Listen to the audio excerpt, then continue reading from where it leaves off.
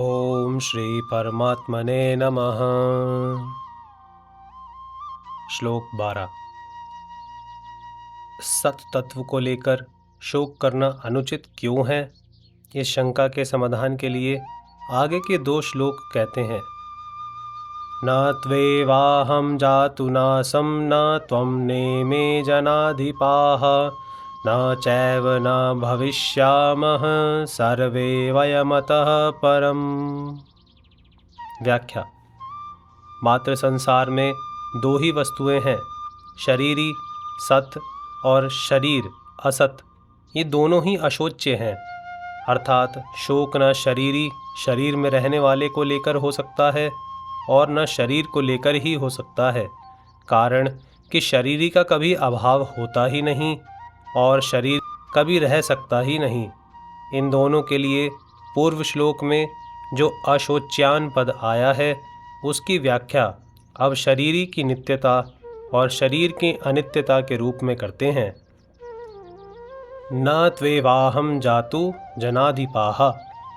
लोगों की दृष्टि से मैंने जब तक अवतार नहीं लिया था तब तक मैं इस रूप से यानी कृष्ण रूप से सबके सामने प्रकट नहीं था, और तेरा जब तक जन्म नहीं हुआ था तब तक तू भी इस रूप से यानी अर्जुन रूप से सबके सामने प्रकट नहीं था, तथा इन राजाओं का भी जब तक जन्म नहीं हुआ था तब तक ये भी इस रूप से यानी राजा रूप से सबके सामने प्रकट नहीं थे, परंतु मैं, तू और ये राजा लोग इस रूप से प्रकट न होने पर भी पहले नहीं थे, ऐसी बात नहीं है।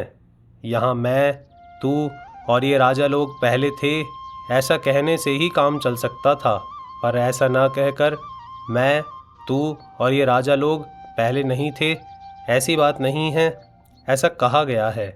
इसका कारण यह है कि पहले नहीं थे ऐसी बात नहीं, ऐसा कहने से पहले हम सब जरूर थे यह बात दृढ़ हो जाती है। तात्पर्य यह हुआ कि नित्य तत्व सदा ही नित्य है, इसका कभी अभाव था ही नहीं।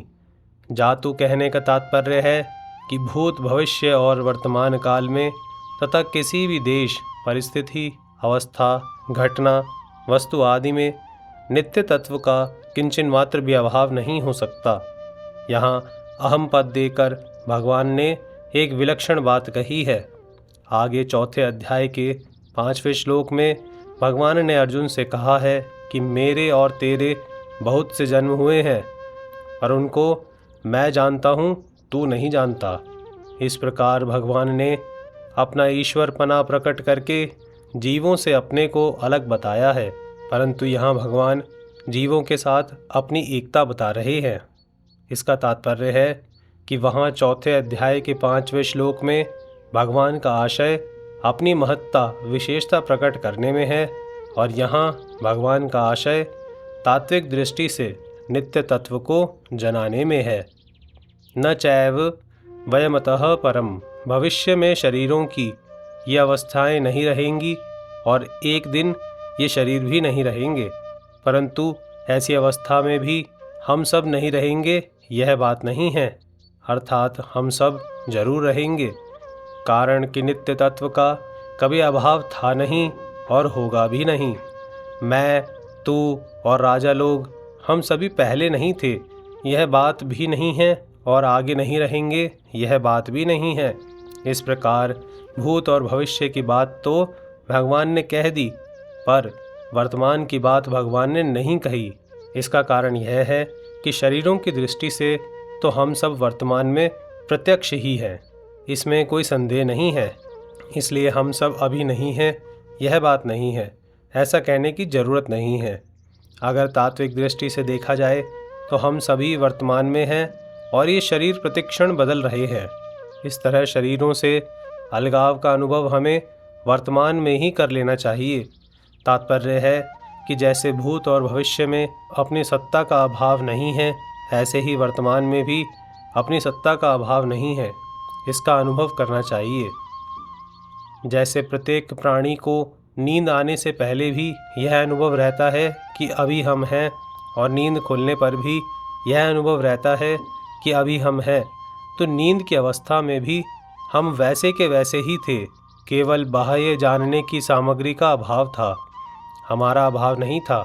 ऐसे ही मैं, तू और राजा लोग, हम सब के शरीर पहले भी नहीं थे और बाद में भी नहीं रहेंगे, तथा अभी भी शरीर प्रतिक्षण नाश की ओर जा रहे हैं, परंतु हमारी सत्ता पहले भी थी, पीछे भी रहेगी और अभी भी वैसी की वैसी ही है।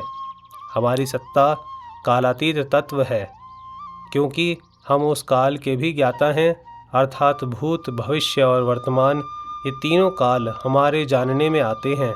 उस कालातीत तत्व को समझने के लिए ही भगवान ने यह श्लोक कहा है। विशेष बात, मैं, तू और राजा लोग पहले नहीं थे, यह बात नहीं, और आगे नहीं रहेंगे, यह बात भी नहीं। ऐसा कहने का तात्पर्य है कि जब ये शरीर नहीं थे तब भी हम सब थे, और जब ये शरीर नहीं रहेंगे तब भी हम रहेंगे। अर्थात ये सब शरीर तो हैं नाशवान और हम सब हैं अविनाशी। ये शरीर पहले नहीं थे और आगे नहीं रहेंगे, इससे शरीरों की अनित्यता सिद्ध हुई, और हम सब पहले थे और आगे रहेंगे, इससे सबके स्वरूप की नित्यता सिद्ध हुई। इन दो बातों से यह एक सिद्धांत सिद्ध होता है कि जो आदि और अंत में रहता है वह मध्य में भी रहता है, तथा जो आदि और अंत में नहीं रहता वह मध्य में भी नहीं रहता। जो आदि और अंत में नहीं रहता वह मध्य में कैसे नहीं रहता, क्योंकि वह तो हमें दिखता है। उसका उत्तर यह है कि जिस दृष्टि से, अर्थात जिन मन, बुद्धि और इंद्रियों से दृश्य का अनुभव हो रहा है, उन मन, बुद्धि, इंद्रियों सहित वह दृश्य प्रतिक्षण बदल रहा है। वे एक क्षण भी स्थायी नहीं है। ऐसा होने पर भी जब स्वयं दृश्य के साथ तादात्म्य कर लेता है तब वह दृष्टा अर्थात देखने वाला बन जाता है। जब देखने के साधन यानी मन, बुद्धि, इंद्रियां और दृश्य यानी मन, बुद्धि, इंद्रियों के विषय, ये सभी एक क्षण भी स्थायी नहीं है, तो देखने वाला स्थायी कैसे सिद्ध होगा। तात्पर्य है कि देखने वाले की संज्ञा तो दृश्य और दर्शन के संबंध से ही है। दृश्य और दर्शन से संबंध न हो तो देखने वाले की कोई संज्ञा नहीं होती, प्रत्युत उसका आधार रूप जो नित्य तत्व है वही रह जाता है। उस नित्य तत्व को हम सबकी उत्पत्ति, स्थिति और प्रलय का आधार और संपूर्ण प्रतीतियों का प्रकाश कह सकते हैं, परंतु ये आधार और प्रकाशक नाम भी आधेय और प्रकाश्य के संबंध से ही हैं। आधेय और प्रकाश्य के न रहने पर भी उसकी सत्ता ज्यों की त्यों ही है। उस सत्य तत्व की तरफ जिसकी दृष्टि है उसको शोक कैसे हो सकता है, अर्थात नहीं हो सकता। इसी दृष्टि से मैं, तू और राजा लोग स्वरूप से अशोच्य हैं। जय श्री कृष्ण।